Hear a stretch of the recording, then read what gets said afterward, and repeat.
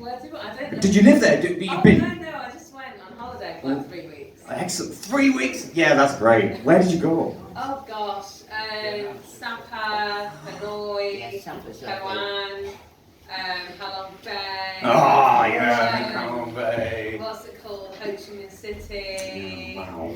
Yeah, the Black Tunnels. Yeah, just lots of different places. It's an amazing place. It is, I want to go back. Me too. Well, yeah, there's a bit of history there, because I went out there in 2019, and before I left, and I was going to do this another time when it doesn't make me burst into tears.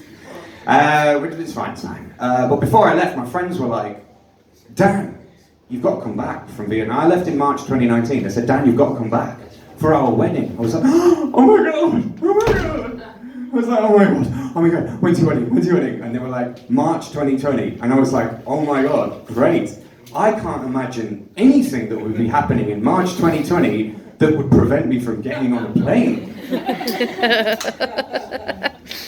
think you can guess what happened. So I came back. But I love Vietnam. It's a very quirky place.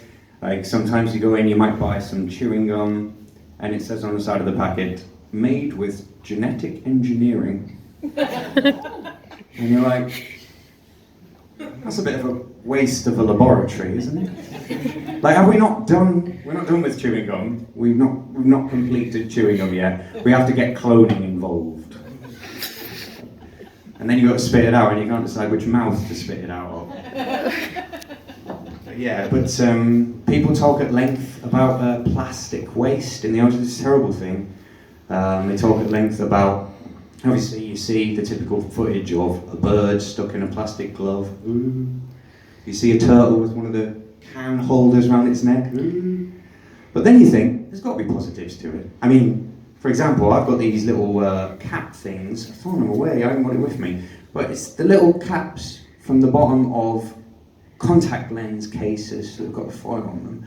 And you think, like, what if a load of crabs want to reenact the first day of the Battle of the Somme? Like, that would give them lots of tiny little perfectly proportioned helmets that they could wear, you know. And like 20,000 people died on the first day of the Battle of the Somme, British soldiers.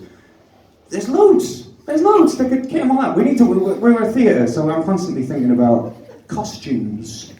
You know, costumes that we give to people.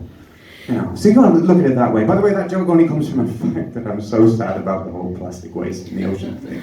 All of this comes from a place of pain.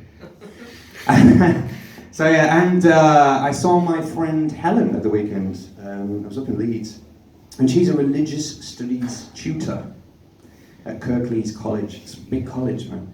And her surname is Byrne. And the reason I tell you that is because genuinely, there's a sign outside the staff room that says, if any students are having any difficulties with their religious studies coursework, go to Helen Byrne.